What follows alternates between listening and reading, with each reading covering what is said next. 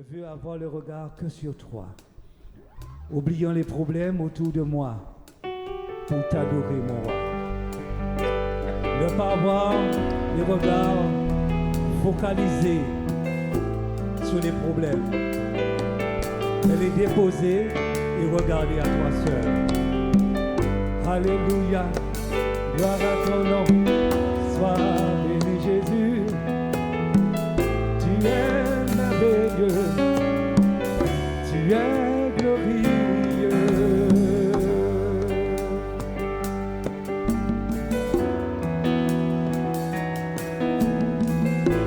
Alléluia.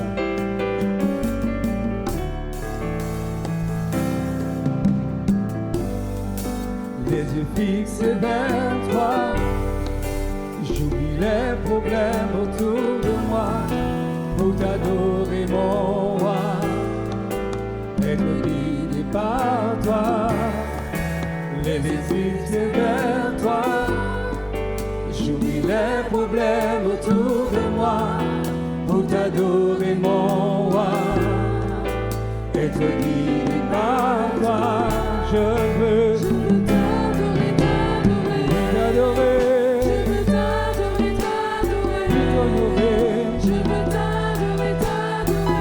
t'adorer, Seigneur, je veux t'adorer, oui t'adorer, je veux t'adorer, oui t'honorer, je veux t'adorer, oui te bénir, Seigneur, les yeux fixés vers toi, j'oublie mes problèmes autour de moi pour t'adorer, mon roi.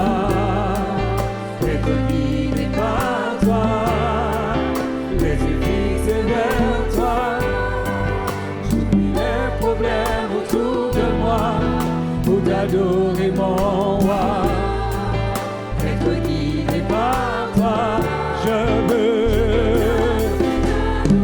t'adorer,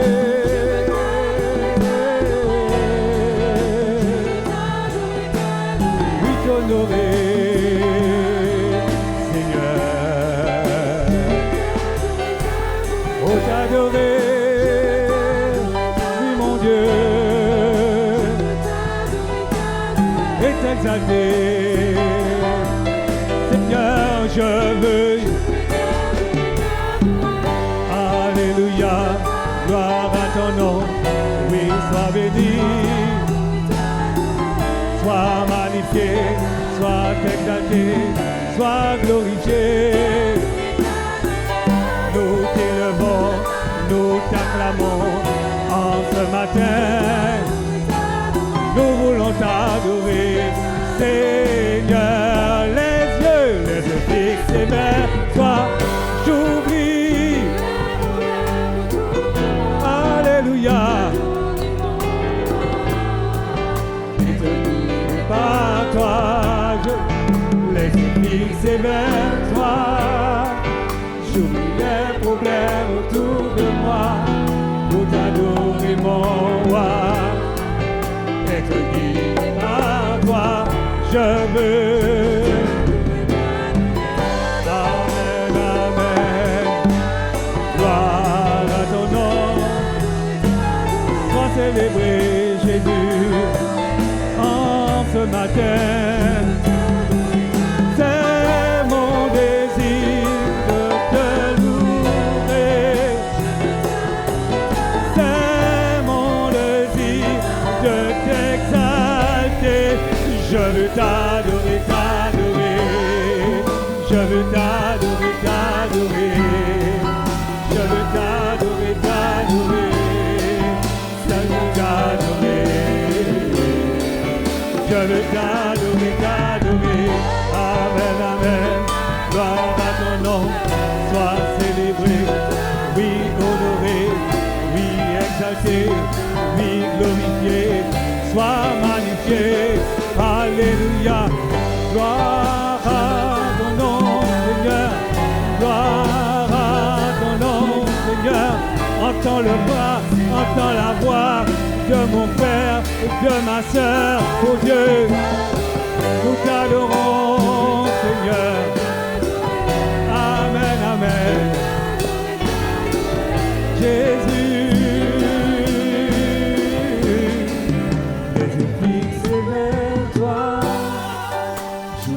les problèmes autour de moi pour t'adorer mon roi. Être guidé par toi, les yeux fixés vers toi. J'oublie les problèmes autour de moi pour t'adorer mon roi. Être guidé par toi.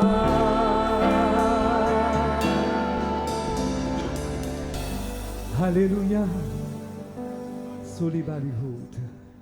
Alors Seigneur, ouvre les yeux de mon cœur. Amen.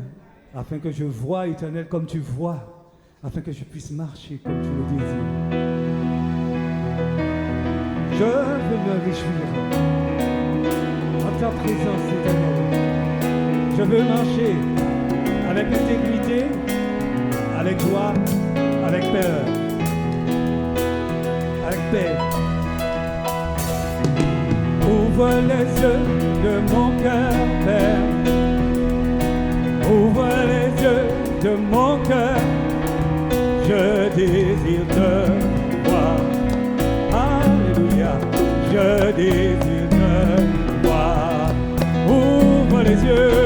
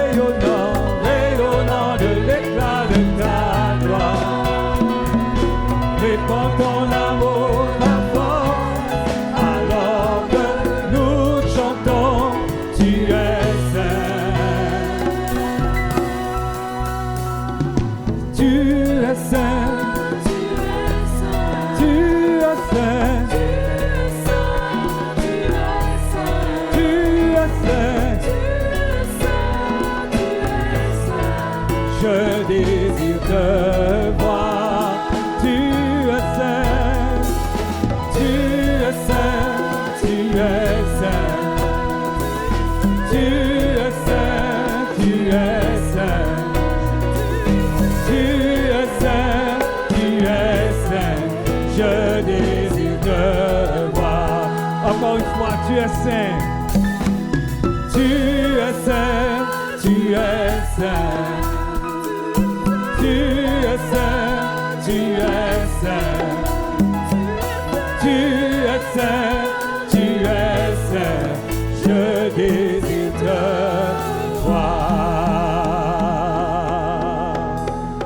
Alléluia. Amen, amen, amen.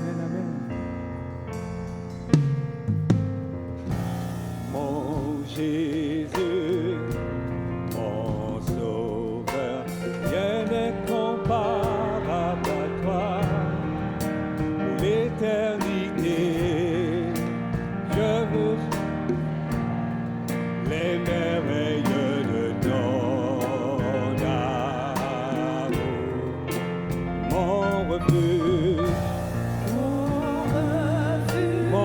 abri,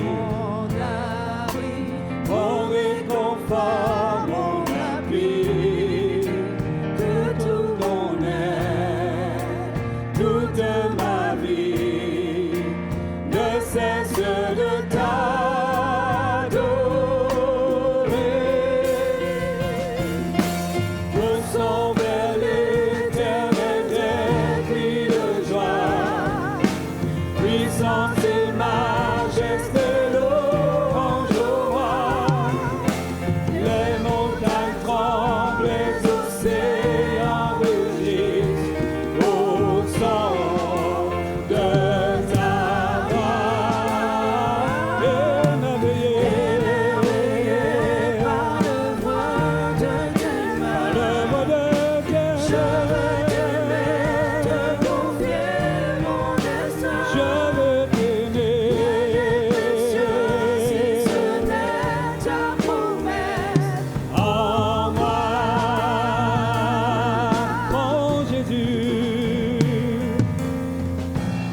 mon Jésus, mon Sauveur, rien n'est comparable à toi. Pour l'éternité, je veux chanter les merveilles de ton amour. Mon refuge, mon abri, mon réconfort, mon appui, que tout mon aide, toute ma vie ne cesse de t'adorer. Poussons vers l'éternel des cris de joie, puissance et majesté, louange au roi. Les montagnes tremblent, les océans rugissent au son, alléluia. De ta voix, émerveillé par l'œuvre de tes mains, je veux t'aimer, te confier mon destin. Je veux t'aimer, si ce n'est ta promesse en moi. Rien n'est précieux, Seigneur, rien n'est précieux si ce n'est ta promesse. Encore une fois, rien n'est précieux si ce n'est ta promesse. Je le crois, Seigneur, rien n'est précieux si ce n'est ta promesse en moi. Alléluia. N'est-il pas ce Jésus merveilleux qui nous a fait des promesses? Il est venu justement pour nous sauver, nous délivrer, nous apporter l'assurance, la paix, la joie et le vrai bonheur.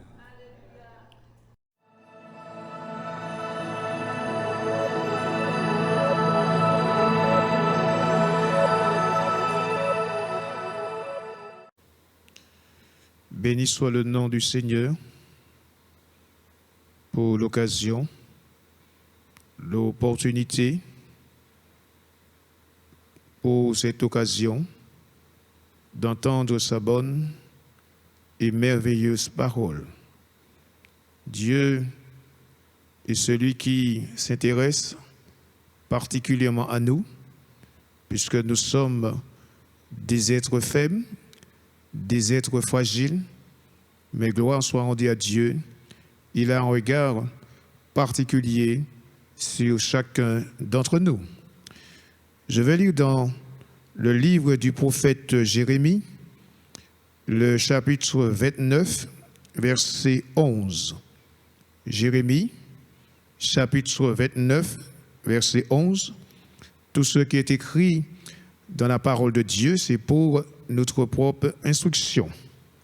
Car je connais les projets que j'ai formés sur vous, dit l'Éternel, projets de paix et non de malheur, afin de vous donner un avenir et de l'espérance. Beaucoup vivent aujourd'hui avec la peur de l'avenir, le cœur rempli de doutes et d'inquiétudes. Pourtant, la Bible nous rappelle une vérité fondamentale. Notre avenir n'est pas livré au hasard.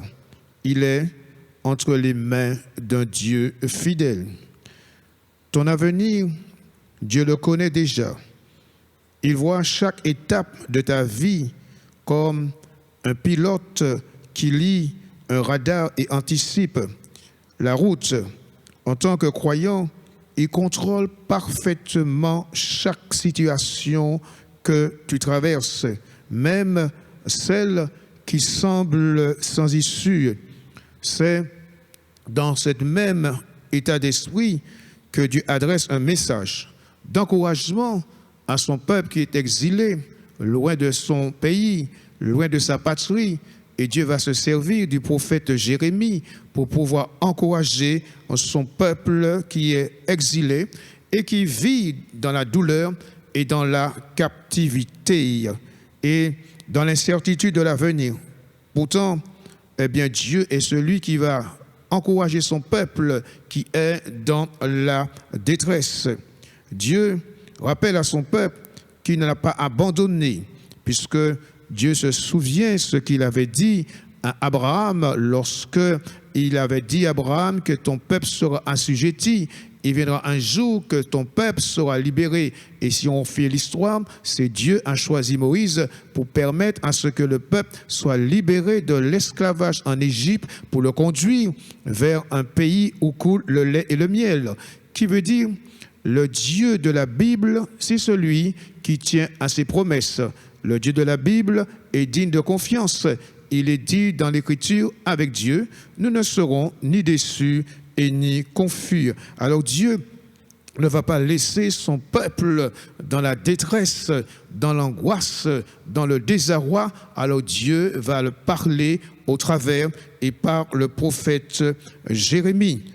Tout d'abord, Jérémie dit de la part de Dieu, « Je connais les projets que j'ai formés sur vous. Je connais les projets que j'ai formés sur vous. » Dieu, il est le créateur. Dieu voit tout. Dieu sait tout. Il est souverain. Dieu, eh bien, c'est celui qui connaît toutes choses. Rien n'échappe à son regard. Dieu est Dieu. Et la Bible dit en lui, il n'y a ni changement, ni ombre de variation. Il est avant toute chose, il est après toute chose. Rien n'est égal à lui. Il est sans égal. Alors Dieu dit, car je connais les projets que j'ai formés sur vous. Dieu a un plan pour chaque individu. Dieu a un plan pour chaque peuple. Alors même que parfois nous ne comprenons pas, rien n'échappe à sa connaissance et à sa sagesse.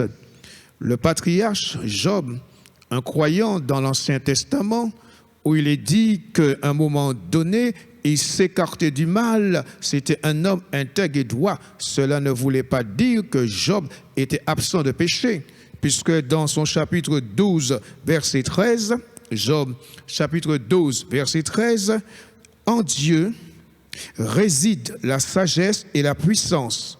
Le conseil et l'intelligence lui appartiennent. Le Dieu de la Bible, c'est le Dieu sage. Non seulement il est sage, mais il est intelligent. Et c'est pourquoi à un moment donné, l'apôtre Paul, homme de Dieu, s'adresse à l'église de Rome en disant à Dieu seul sage. Il est sage. Tout ce que Dieu fait, il agit par sagesse. Dieu n'agit pas par précipitation. Quand Dieu va faire quelque chose, Dieu réfléchit. Dieu n'est pas comme l'homme, il agit et après il réfléchit. Mais avant que Dieu puisse agir, Dieu pense. Et c'est pourquoi il est dit, faisons l'homme à notre image, à notre ressemblance. Ça veut dire, avant que Dieu puisse agir, avant que Dieu puisse créer l'homme, Dieu a pensé et il agit. Alors, Job dit, et je lis ce verset à nouveau, en Dieu réside la sagesse et la puissance et l'intelligence lui appartiennent.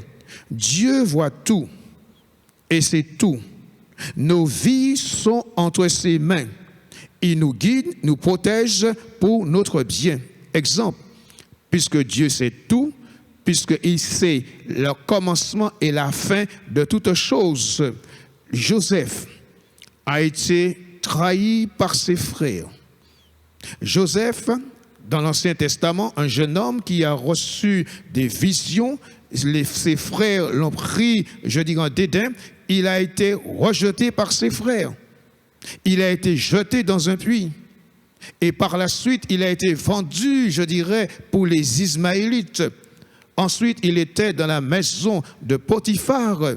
Et voilà que Madame Potiphar, eh bien, a fait un mensonge. Et à cause de cela, Joseph a été jeté en prison. Joseph était un homme de la même nature que nous. Peut-être qu'il s'est posé des questions et des interrogations. Et par la suite, d'après l'histoire, eh bien, en prison, eh bien, il a reçu, il y avait le panetier et les chansons. Et les chansons et le panetier, les deux, ont reçu un songe. Et Joseph a donné l'explication à les chansons. Les chansons l'ont oublié. C'est dur lorsque vous aidez quelqu'un et que la personne vous oublie.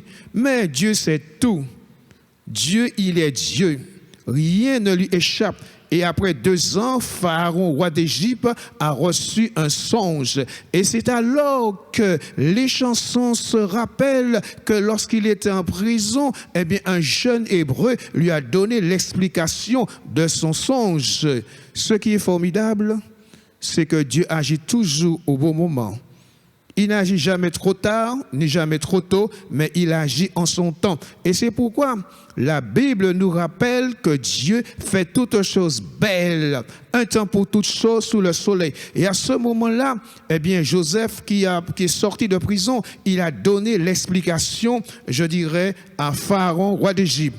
Et quelques années après, dans le livre de la Genèse, au chapitre 50, verset 20, Genèse, chapitre 50, verset 20, Joseph dit à ses frères de chair, « Vous avez médité de me faire du mal.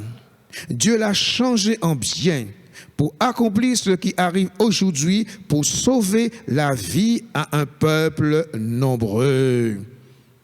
L'Éternel connaît ton avenir. Il connaît notre avenir. Parce qu'il est Dieu, parce qu'il est assis sous son trône et rien n'échappe.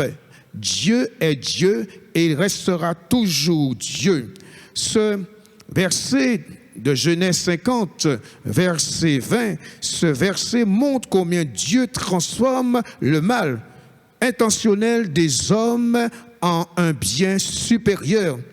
Le plan de Dieu ne peut être compromis par le mal et la méchanceté. Dieu avait déjà un plan pour Joseph. Il avait aussi un plan pour la famille de Joseph.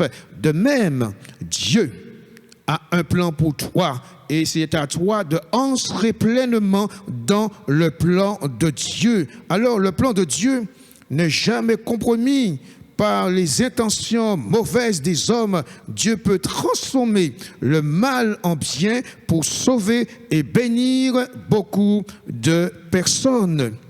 Dieu connaît les projets qu'il a formés sur chacun d'entre nous. Par conséquent, puisqu'il connaît, il nous demande de lui confier nos projets, de lui confier nos rêves. Dieu, même si le chemin te semble long ou difficile, car les projets qu'il a conçus, les projets qu'il a formés sous toi, ce sont de bons et de merveilleux projets. Lorsque nous traversons l'épreuve, nous voyons seulement une partie de l'histoire. Mais Dieu connaît la fin dès le commencement. Il nous conduit étape par étape. Le chemin de la foi demande quoi? Puisqu'il connaît. Le chemin de la foi demande quoi? La patience et la persévérance. Ce n'est pas toujours facile, parce que nous sommes des êtres humains, parce que Dieu connaît notre fragilité, il connaît nos découragements, nos inquiétudes, nos angoisses, nos anxiétés. Mais ce qui est important, c'est de savoir que les projets qu'il a formés sur nous, sur toi, ne peut être que de bons projets. Alors, Dieu connaît toutes choses. Nos projets peuvent échouer, mais ceux de Dieu ne failliront jamais. C'est pourquoi il est dit dans Proverbes chapitre 16, verset 3, Proverbes chapitre 16, verset 3, « Recommande à l'Éternel tes œuvres et tes projets réussiront. » N'est-ce pas beau?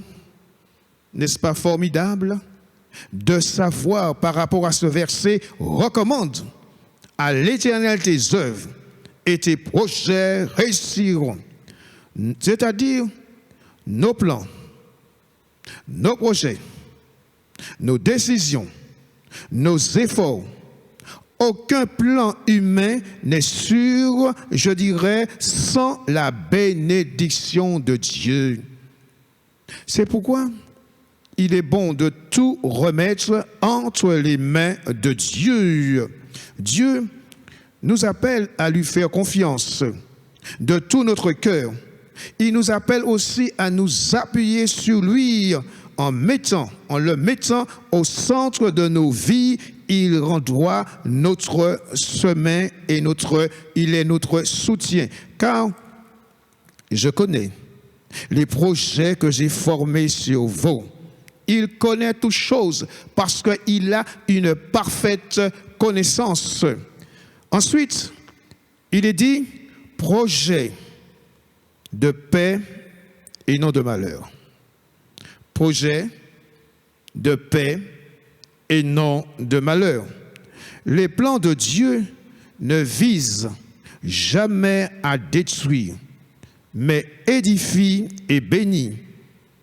Les projets, ce sont des projets de paix et non de malheur.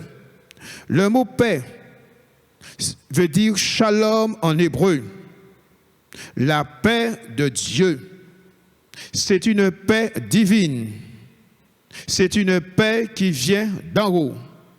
C'est une paix que Dieu met et qui dépose dans nos cœurs. C'est un projet de paix. Bien sûr, quand il est question de projet de paix, cela ne veut pas dire absence de guerre ou de difficulté. Cela exprime un état de plénitude, d'harmonie et de bien-être spirituel. Ce que Dieu désire pour chacun, c'est que nous soyons heureux, que nous soyons joyeux. Dieu cherche d'abord notre bien-être spirituel, parce que lui seul capable de nous apporter ce dont nous en avons besoin. Projet de paix et non de malheur. Cela signifie que même dans la souffrance ou l'adversité, Dieu travaille pour produire en nous un fruit de paix durable. La paix de Dieu n'annule pas les vicissitudes, n'annule pas les problèmes, les difficultés ou les tempêtes au sens figuré, au sens spirituel. Dieu sait par quel chemin que tu passes, mais rappelle-toi qu'il a un projet de paix pour toi et non de malheur.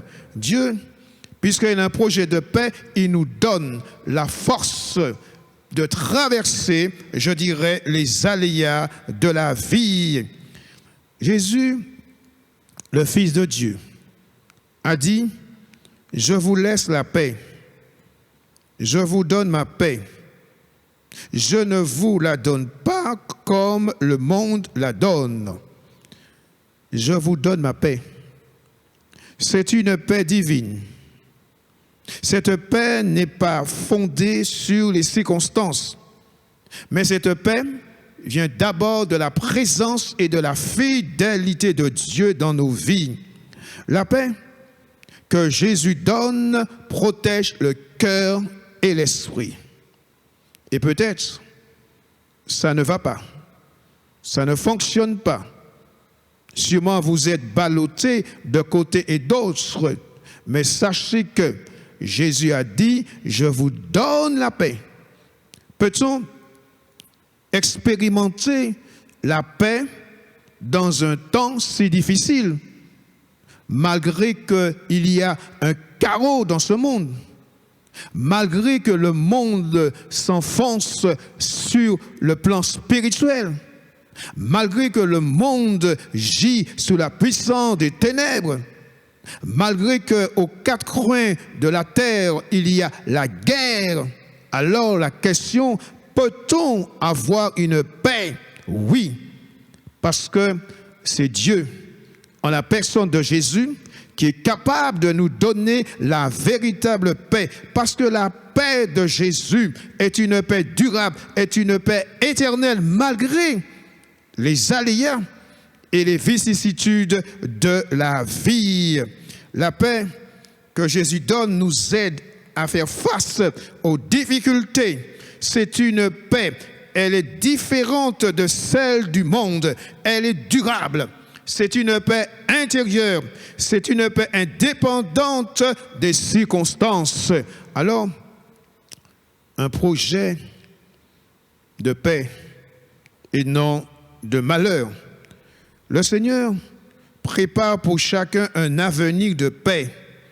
Mais même quand le présent semble confus ou menaçant, là où nous ne voyons un chemin fermé, Dieu ouvre une porte.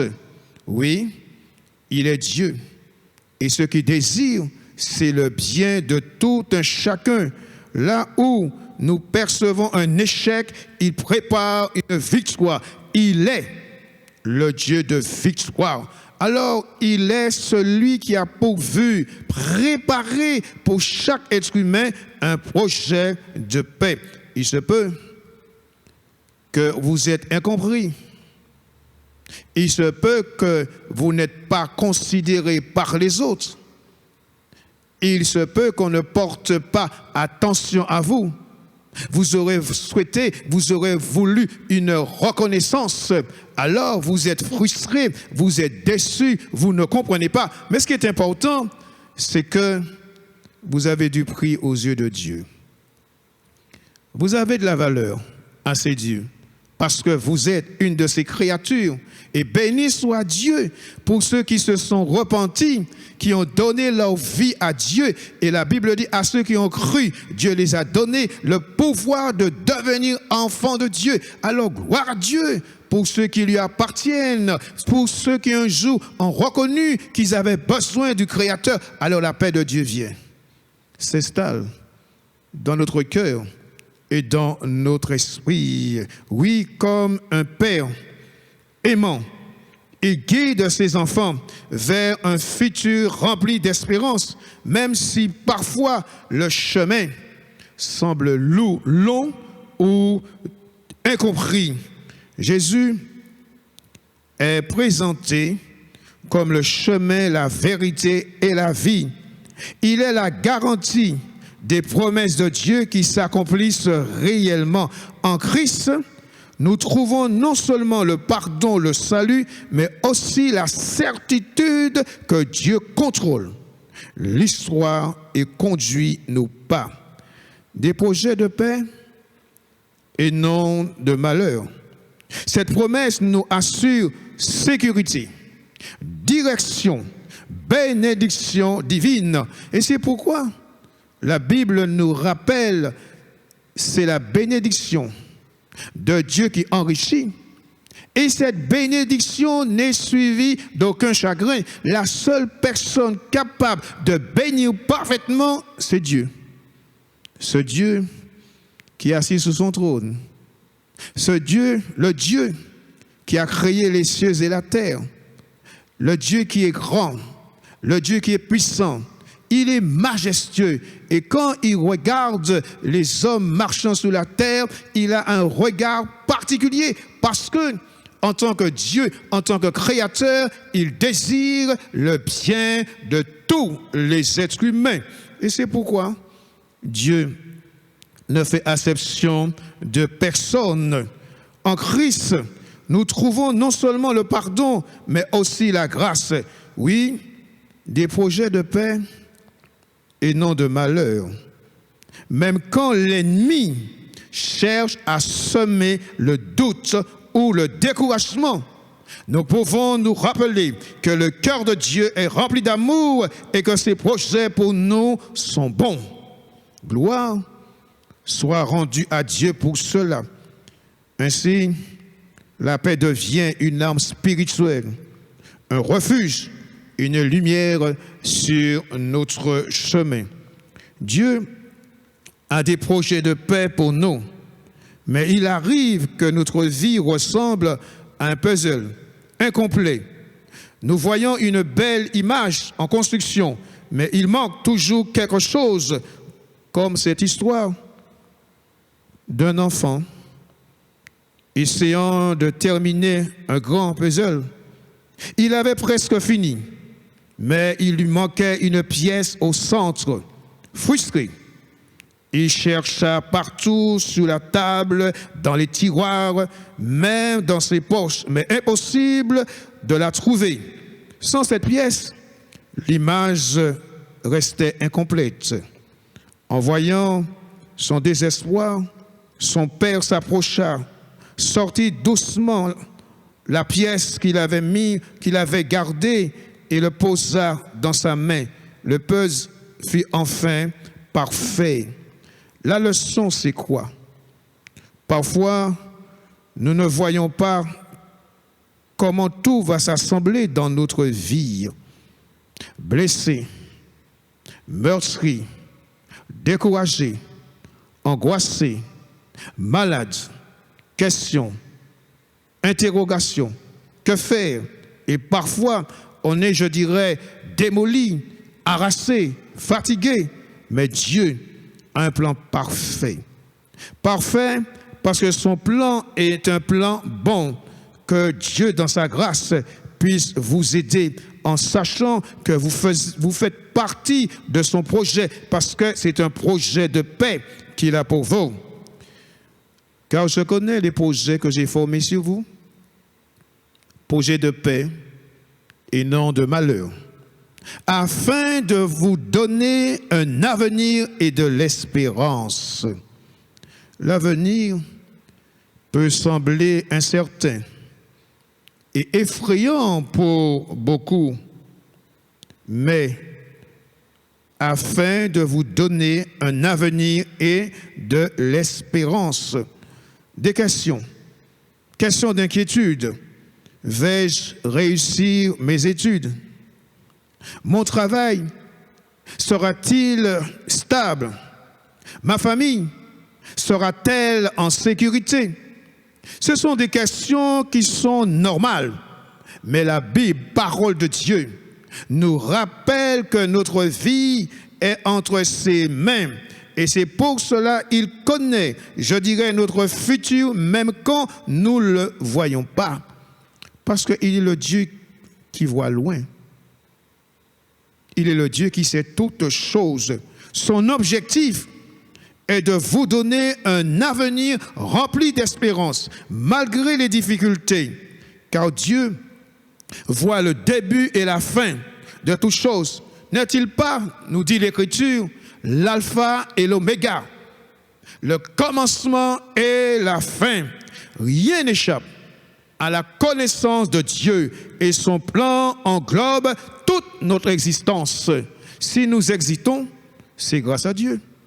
Puisque l'apôtre Paul rappelle à ses auditeurs, il rappelle à ses hommes et ces femmes que c'est Dieu qui nous donne le mouvement et l'être. Alors si aujourd'hui, vous pouvez vous déplacer, vous pouvez vaquer à certaines choses qui sont normales, c'est grâce à Dieu. Alors bénissez Dieu. Parce que combien de personnes qui sont hospitalisées, Combien de personnes qui ont, je dirais, des problèmes de santé et ces personnes ne peuvent se déplacer. Alors vous, toi qui peux te déplacer, alors bénis Dieu parce que c'est lui qui nous donne le mouvement et l'être. Et quand nous prenons conscience que toutes ces choses viennent de lui, que pouvons-nous faire si ce n'est que l'adorer? Lui dire merci, être reconnaissant, qu'il y ait de la gratitude qui sort de notre cœur pour le Dieu créateur. Parce que son objectif, son désir en tant que Dieu, c'est donner un avenir et de l'espérance. Oui, Dieu voit le début et la fin de toutes choses. Il donne de l'espérance à ceux qui placent en lui leur confiance. Dans le livre des Nombres, le chapitre 23, verset 19, nous rappelle que Dieu n'est pas un homme pour mentir, ni fils d'un homme pour se repentir. Ce qu'il a dit, ne le ferait-il pas? Ce qu'il a déclaré, ne l'exécuterait-il pas? Jésus lui-même a dit, regardez, les oiseaux du ciel, ils ne moissonnent, ils ne sèment ni ne moissonnent, et votre Père céleste les nourrit. Observez les lys des champs, Dieu les habille avec splendeur. À combien plus forte raison s'occupera-t-il de vous? Pourquoi s'inquiéter du lendemain? Jésus a dit, ce n'est pas parce qu'on s'inquiète qu'on va ajouter une coudée à sa vie. Bénissons le Seigneur pour aujourd'hui. Occupons-nous personnellement de maintenant, d'aujourd'hui. Demain ne nous appartient pas. Vivons pleinement, je dirais, la vie d'aujourd'hui. Parce que Dieu, c'est lui qui connaît le lendemain. Parce que toute chose est entre ses mains. Voilà pourquoi nous pouvons marcher avec assurance. Si Dieu prend soin de la création entière, combien plus forte il s'occupera de ses enfants. Cette espérance, puisque c'est un avenir et de l'espérance, cette espérance ne se limite pas aux réalités terrestres. En Christ, nous pouvons avoir une espérance éternelle. Dans 1 Pierre, chapitre 3, chapitre 1er, 1 Pierre, chapitre 1er, versets 3 et 4, l'apôtre Pierre encourage ces croyants qui sont persécutés. Il leur rappelle que leur salut et leur espérance ne dépendent pas des circonstances, mais de Dieu et de la résurrection de Jésus-Christ. Nos biens terrestres passent, mais l'héritage céleste est dépendante, permanente et incorruptible. Béni soit Dieu pour les biens terrestres que nous avons. Un exemple parmi tant d'autres. La Bible dit que Job était un homme riche et tout d'un coup, il a tout perdu. Mais Dieu, Job a su garder la foi, Job a su garder l'espérance, Job a su garder les yeux sur son sauveur et son maître. Et à un moment donné, Job pouvait dire, je sais.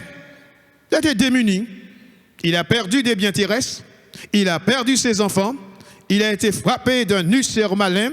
Et il pouvait dire, je sais que mon Rédempteur est vivant et c'est lui qui se lèvera le dernier. Il avait une foi, il avait une espérance, il s'attendait, il comptait sous la grâce de Dieu. Et Jésus n'a-t-il pas dit, que servirait-il un homme de gagner le monde s'il venait à perdre son âme, c'est-à-dire l'essentiel? Oui, béni soit Dieu pour ce que nous possédons.